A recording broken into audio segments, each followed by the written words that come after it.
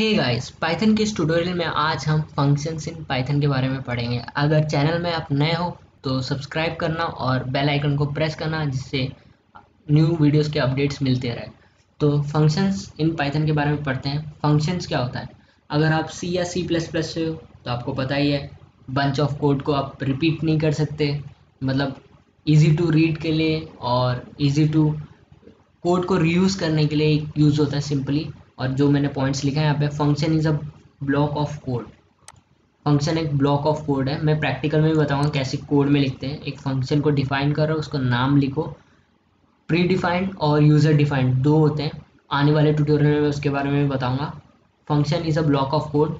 Function has some name. हम कुछ भी नाम रख सकते हैं, जैसे कि मैं चाहता हूँ कि कार लिखना चाहता हूँ, कार का फंक्शन लिख के मैंने स्टार्ट कर दिया फंक्शन। इजी टू कोड मतलब बहुत सिंपल होता है कोड करने के लिए। मतलब बार बार एक ही चीज़ को बार बार करने की ज़रूरत नहीं पड़ती। कोड रीयूजेबल मतलब एक कोड को लिखा मैंने, एक फंक्शन बनाया है, ठीक है। अगर मेरे को एक जगह यूज़ करना है, उसको मेरे को 3 या 4 बार और कहीं और यूज़ करना है, पहले मैंने फंक्शन बना दिया, उसको जाके यूज़ कर लिया, ऐसे। मतलब कोड रीयूजेबल होता है, बहुत सिंपल ही तरीके से यूज़ होता है, इजी टू कोड होता है। तो ये पॉइंट याद रखना, ये सारे सिंपल होता है, ये याद भी करने में बहुत सिंपल रहता है। तो how to create a function, तो ये मेन पॉइंट है कि कैसे क्रिएट करते हैं। तो यहाँ पे डेफ चीज फंक्शन का यूज़ करते हैं। डेफ लिख के आप फंक्शन का नाम लिख सकते हैं। फंक्शन का नाम आप कार लिख सकते हो, बाइक, कुछ भी लिख सकते हो, आपकी मर्जी। नाम लिख सकते हो अमित करके, अपना नाम लिख सकते हो, कुछ भी लिख सकते हो। उसके बाद ऐसे लिख के, उसके बाद इसके अंदर मैंने बोला था अगर कुछ भी लूप लिख रहे हो तो इफ स्टेटमेंट में उसके लूप के अंदर एक स्पेस देके लिखने का है। तो ये अंदर की स्टेटमेंट है, ये फंक्शन की स्टेटमेंट है। अगर आप स्टेटमेंट यहाँ पे लिखोगे, अगर आप स्टेटमेंट में शो करता हूँ यहाँ, अगर आप स्टेटमेंट इसके बाहर लिखोगे तो यहाँ पे एरर शो करता है, ठीक है। यहाँ पे स्टेटमेंट करोगे, स्टेटमेंट डेफ के बाहर, डेफ के बाद स्टेटमेंट करोगे, यहाँ पे ये डेफ फंक्शन सिर्फ इतना तक है, ये स्टेटमेंट अलग है, याद रखना। अगर नहीं देखो तो मेरा पुराना वीडियो देख सकते हो, ट्यूटोरियल में मैंने बताया है।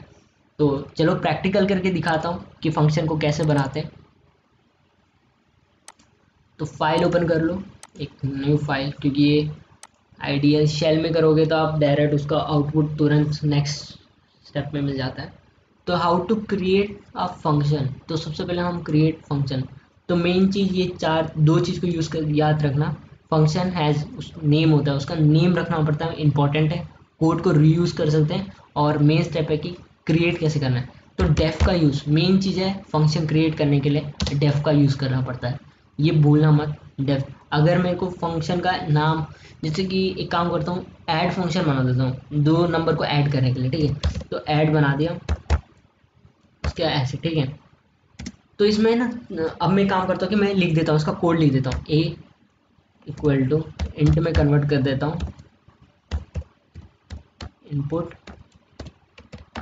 एंटर अ नंबर, ठीक है, एंटर अ नंबर। उसके बाद, सॉरी वहाँ पे गलत हो गया, यहाँ पे 2 ब्रैकेट आती हैं, close bracket, B equal to int में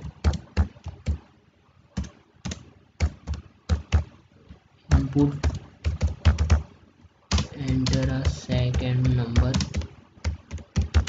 तो ये लिखने के बाद अब अपना ऐड कर सकते हो, जैसे कि मैं सी में स्टोर करता हूँ ए प्लस बी करके, मतलब ऐड कर रहा हूँ, ठीक है। यूज़र ने ए में पहला नंबर दिया ऐड करने के लिए, उसके दूसरा नंबर दिया जो ए और बी में स्टोर रहेगा। तो अब मैं चाहता हूँ कि सी में स्टोर हो और उसको ऐड करके, तो सी में ऐड हो गया ए प्लस बी, तो वैल्यू पहुँच गई सी में, ए प्लस बी का वैल्यू जो ऐड हुआ सी में पहुँच गया। तो अब मैं प्रिंट करना चाहता हूँ इसका, ठीक है। तो प्रिंट करने के लिए सम इज, मेरे को सम इज इतना।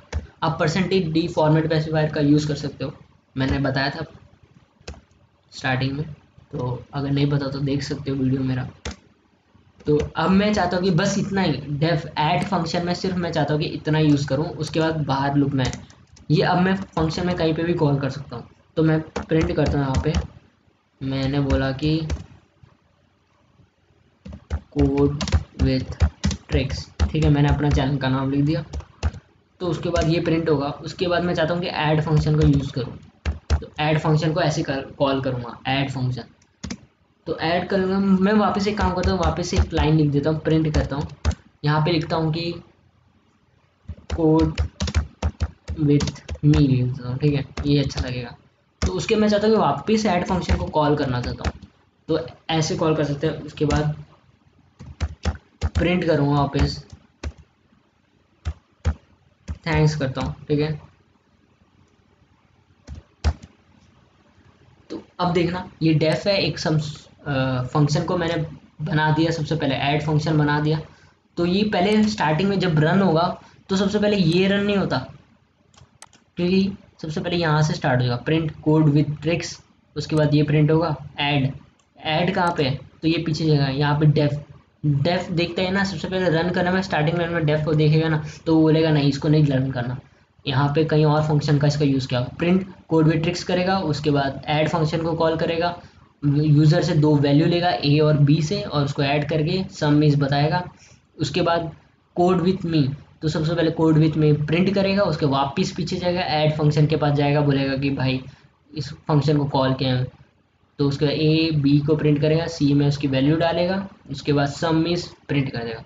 तो ये मतलब है कि ऐड फंक्शन में कॉल कर रहा है, यहाँ से कॉल हो रहा है, बुला रहे हैं इसको, ऐड को, यहाँ से बता रहे हैं कि ऐड को कॉल करो, तो ये फंक्शन को कॉल करो, ये फंक्शन कॉल हो रहा है।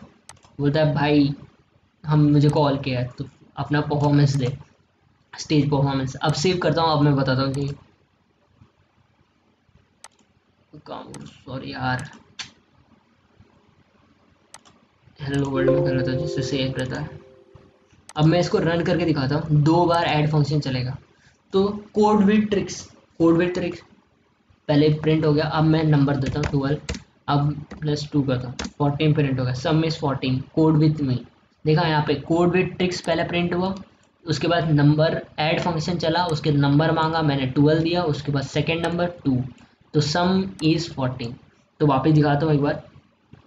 तो यहाँ पे देखो, सबसे पहले चला कोड विथ ट्रिक्स प्रिंट हुआ, ऐड फंक्शन कॉल आया, तो ऐड चला।